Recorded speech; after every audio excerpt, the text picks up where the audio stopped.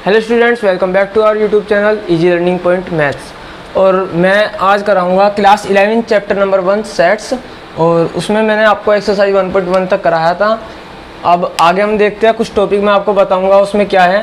देखो, जैसे कुछ टॉपिक्स उसमें आएंगे आपके, क्या एक है एम्प्टी सेट्स क्या होते हैं, एम्प्टी सेट्स क्या होते हैं, फाइनाइट सेट्स, इनफाइनाइट सेट्स क्या होते हैं, इक्वल सेट्स किसको कहा जाएगा। वैसे तो इनके नाम से थोड़ा सा समझ जाते हैं, लेकिन सिम्बॉलिकली हम कैसे डिफाइन करेंगे, सिंबल से कैसे बताएंगे हम इनको।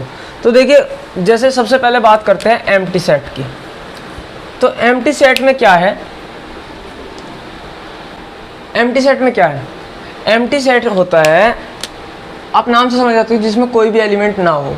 तो जैसे देखो, दो तरीके होते हैं एम्प्टी सेट को डिफाइन करने के, मतलब डिनोट करने के दो तरीके होते हैं।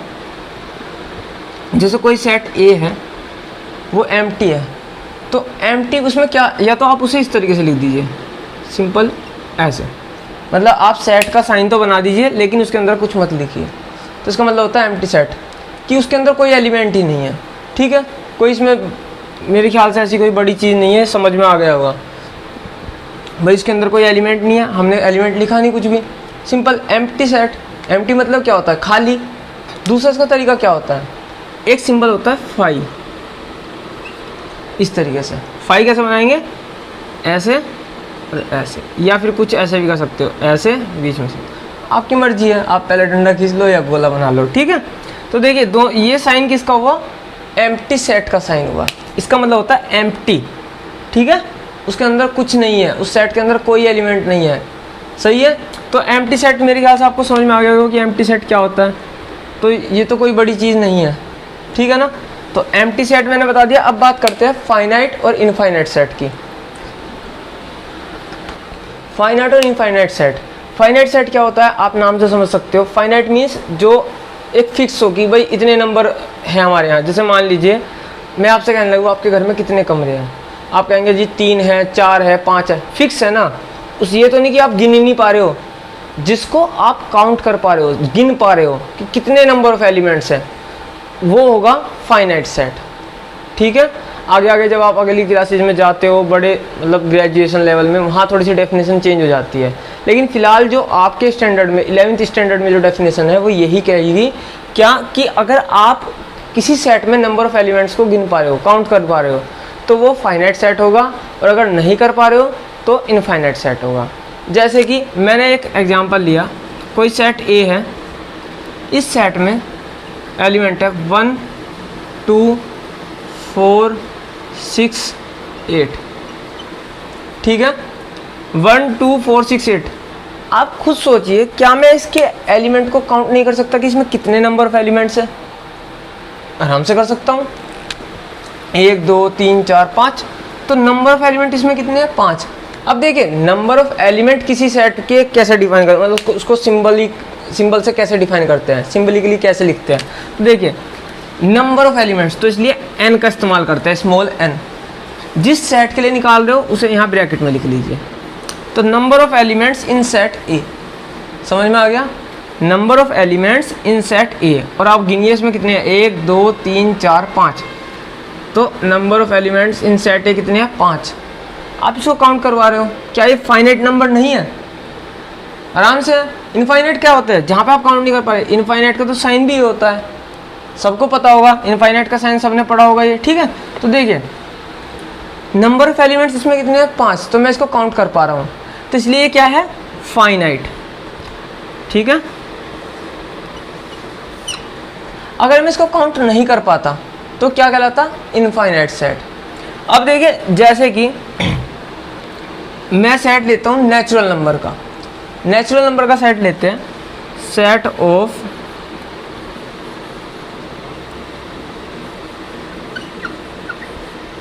Natural number. Set of natural number में क्या आएगा, 1 2 3 एंड सो ऑन, कहाँ तक, इनफाइनाइट तक। वैसे तो देखिए, आप खुद सोचिए, क्या आप इसमें गिन पाओगे कितने नंबर ऑफ एलिमेंट्स इस सेट में? आप क्या होगा, इनफाइनाइट। भाई इनफाइनाइट कोई नंबर थोड़ी होता है कि कितने नंबर है। आप खुद बताइए, नंबर कैसे होते हैं, 3 4 5, भाई इतने एलिमेंट है, 4 है, 5 है, 6 है। लेकिन इसमें क्या है, इनफाइनाइट नंबर ऑफ एलिमेंट्स है। तो इसलिए क्या ये कैसा सेट है, फाइनाइट या इनफाइनाइट? इनफाइनाइट सेट है। तो इसमें नंबर ऑफ एलिमेंट्स कितने हैं, मान लीजिए मैंने इसको n से डिनोट किया था, ठीक है, नेचुरल नंबर के सेट को कैपिटल N से डिनोट करते हैं, तो number of elements in this क्या होगा, इनफाइनाइट, नॉट डिफाइंड। तो ये कैसा है, ये सेट हमारा कैसा है, इनफाइनाइट सेट है। साथ के साथ नोट करते चलना, जो आपकी एनसीईआरटी बुक में है उससे अलग मैं कुछ नहीं पढ़ा रहा हूँ, सिर्फ एग्जाम्पल मैं अपने पास से कभी कभी ले लेता हूँ, और सब आपकी बुक में सेम टू सेम यही है। सही है। इसको आप डायरेक्ट लिख सकते हो क्या कि फाइनाइट सेट क्या होता है, जिसमें नंबर ऑफ एलिमेंट्स आप काउंट कर सको, ठीक है, और इनफाइनाइट क्या है, जिसमें आप काउंट ना कर सको। तो इनफाइनाइट सेट आपको पता चल गया, फाइनाइट सेट आपको पता चल गया। अब देखिए इक्वल सेट्स क्या होते हैं, नाम से ही समझ में आता है इक्वल सेट क्या है, पर लेकिन कुछ चीज़ें मैं समझा देता हूँ उसमें। अब आता है इक्वल सेट्स। देखिए मैंने उसमें नंबर 1 ही लिखा था पहले वाले में, आप उसे 2 लिख लेना, ठीक है।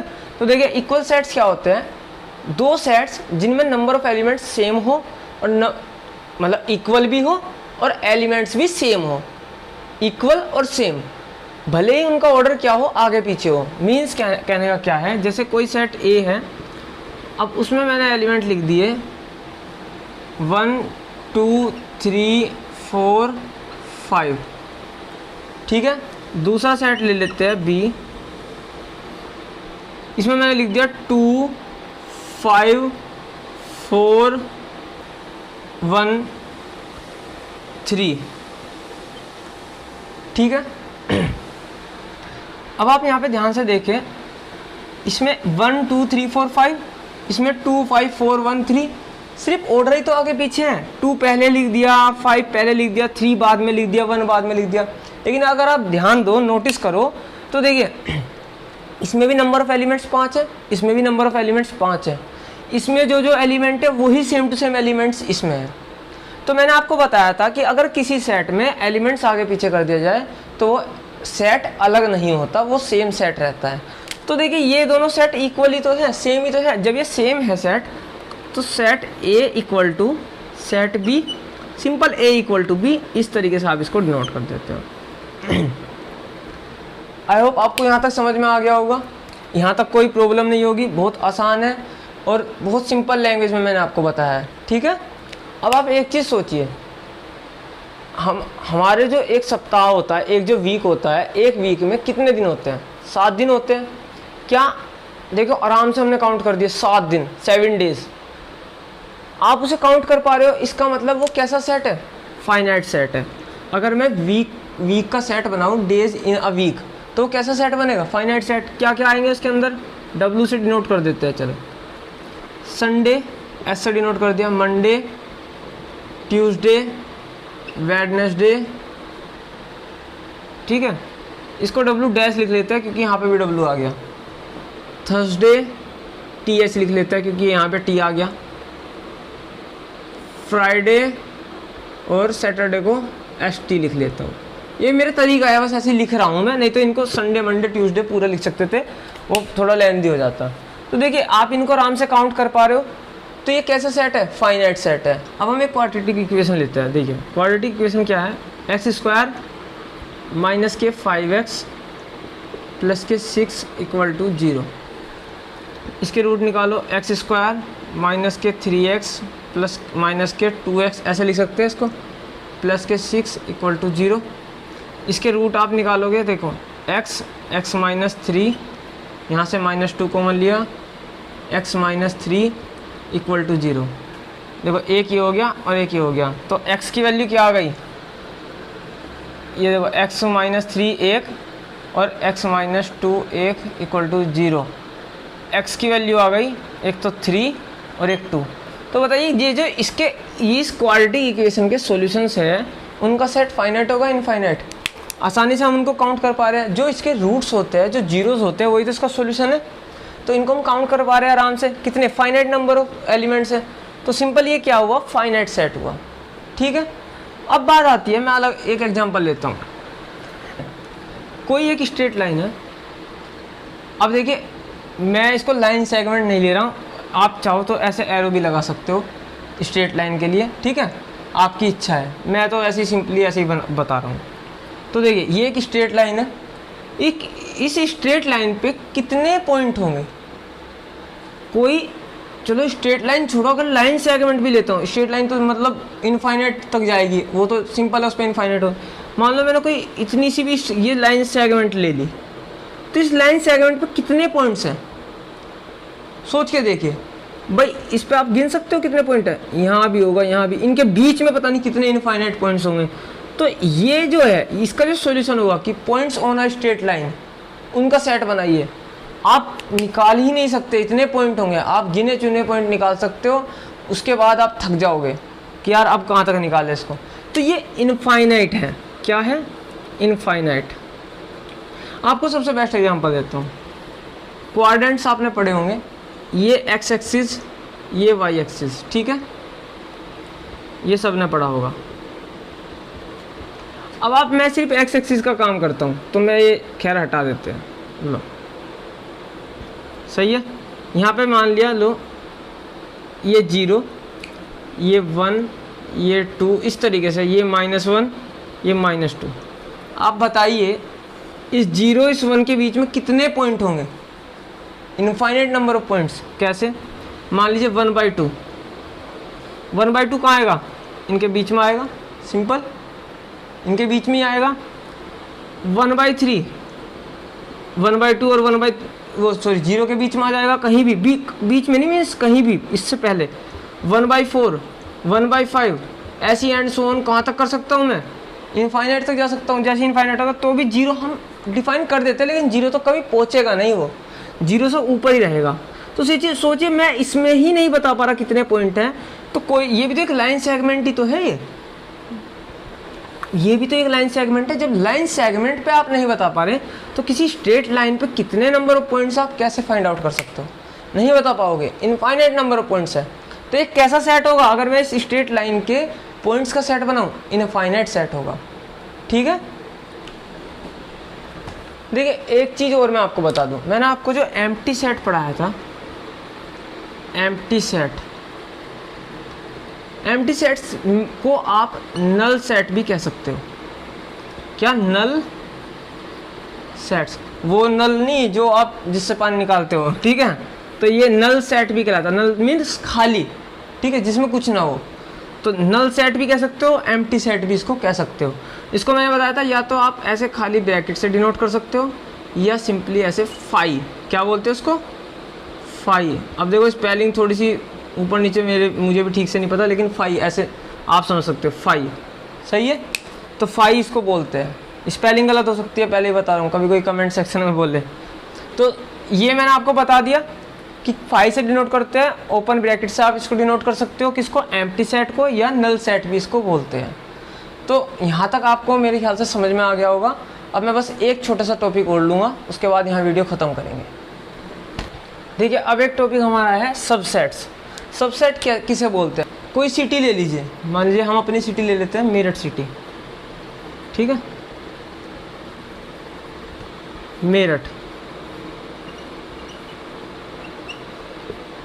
सिटी। जैसे मान लीजिए ये एक सर्कल से मैंने डिनोट कर दिया कि ये एक मेरठ शहर है हमारा, ठीक है। अब इस मेरठ शहर में बहुत सारे गांव होंगे, बहुत सारे कस्बे होंगे, ठीक है, छोटे छोटे। तो देखिए अब जैसे कोई भी मान लीजिए, कोई ए है, कोई बी है, अब सी डी इस तरीके से।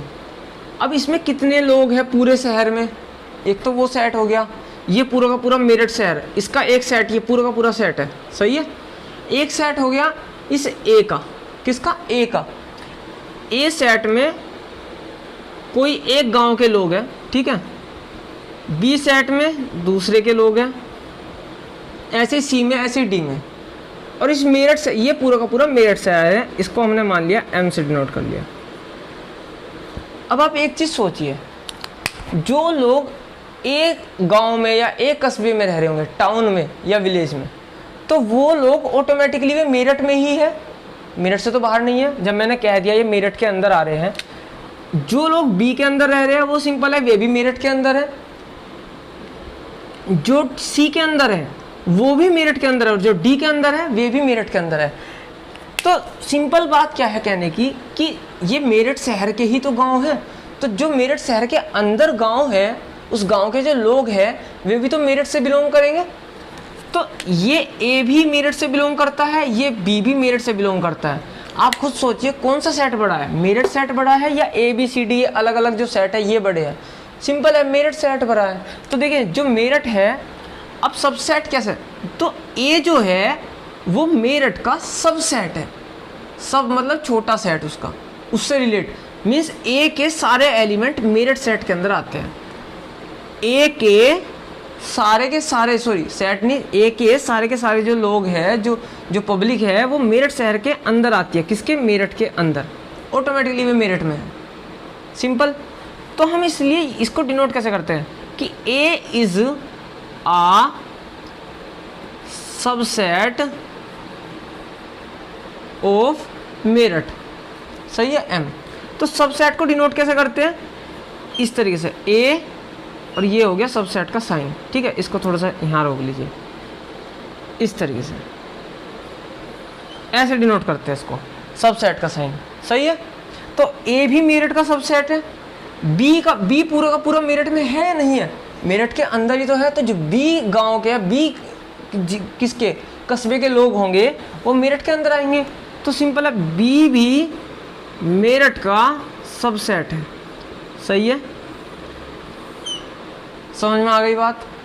अब बात आई सी की, तो सी भी क्या है? सी जो है वो भी मेरठ का, इस तरीके से बनाते हैं इसको, ठीक है। देखिए इस तरीके से, वो भी किसका? मेरठ का सबसेट है। ये पूरा का पूरा मान लीजिए एम से डिनोट कर रखा है मैंने, ठीक है। ये भी मेरठ का है और डी भी मेरठ का है, सही है। समझ में आ गई बात। लेकिन एक चीज मैं आपसे पूछूंगा, क्या जो लोग मेरठ शहर में रह रहे हैं जरूरी है वो लोग ए से बिलोंग करेंगे? सोचिए, वीडियो पॉज करिए और सोचिए। अब देखिए, अब मैं बताता हूँ भाई, मेरठ शहर में मैंने अलग अलग ये 4 गांव बता दिए। कोई यहाँ पे रह रहा हो, क्या पता वो यहाँ पे रह रहा हो, तो क्या वो ए में आ रहा है? नहीं आ रहा। तो ऐसा जरूर नहीं है। लेकिन जो ए में है वो एम में जरूर है, क्योंकि वो मेरठ शहर के अंदर है। लेकिन जो मेरठ शहर में है वो जरूरी नहीं है वो ए के अंदर आएगा। अब आपको सबसे आसान तरीका बताता हूँ। आप सोचिए, बी भी तो मेरठ के अंदर है, जो लोग बी में रह रहे हैं क्या वो ए के अंदर है? अब ऐसा थोड़ी है कि अच्छा ये बॉर्डर है, एक पैर मेरा बी में है, एक पैर मेरा ए में है, वो बात नहीं चल रही, ठीक है। यहाँ बात अलग है। देखिए बी जो है, जो बी में रह रहा है वो ए में नहीं है, समझ में आ गई बात। और जो सी में रह रहा है वो बी में नहीं है, ए में नहीं है, समझ में आ रही है ना बात। लेकिन ये सारे के सारे अगर मैं अलग अलग बात करूं तो ए एम के अंदर है, बी भी एम के अंदर है, क्योंकि ये एम पूरा का पूरा ये एम है, सही है। समझ में आ गई होगी आपको यहाँ तक बात। तो देखिए सबसेट इस तरीके से डिनोट करते हैं। अगर सी एम का सबसेट है तो C is a subset of M, ऐसे लगेगा, एम की तरफ को मुंह खुलेगा इसका, ठीक है। जो बड़ा सेट होगा उसकी तरफ को इसका मुंह खुलेगा, इतना आप ध्यान रखिए। अब देखिए मैं एक एग्जांपल लेता हूँ। एग्जांपल लेते हैं, कोई सेट ए है, 1 2 3 4 5। बी सेट लिया 1 3 5। एक सी सेट लिया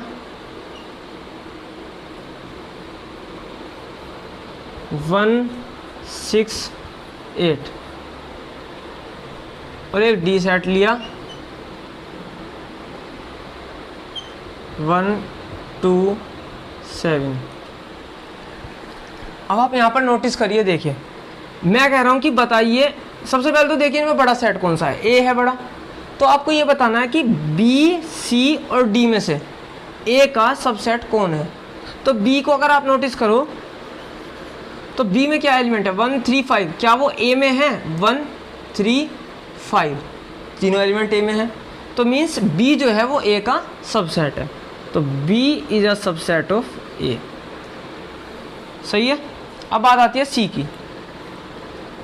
सी जो है, सी में अगर आप ध्यान दो 1 6 8, तो 1 तो आ रहा है लेकिन इसमें 6 और 8 जो है वो इसमें नहीं है, तो सी जो है वो ए का सबसेट नहीं है, सारे के सारे एलिमेंट होने चाहिए उसमें कॉमन, ठीक है।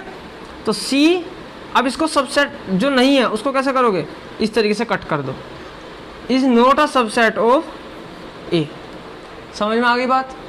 अब बात आती है डी की। डी देखते सबसेट है या नहीं है।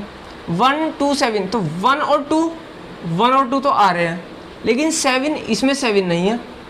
तो कहने का मतलब क्या है, यहाँ पे जो डी है उसमें एक एलिमेंट ऐसा आ गया ये 7 जो हमारा ए से बिलोंग नहीं करता, तो डी जो है वो ए में नहीं लाया कर रहा, वो पूरा का पूरा सेट उसमें नहीं आ रहा, तो D is not a subset of A.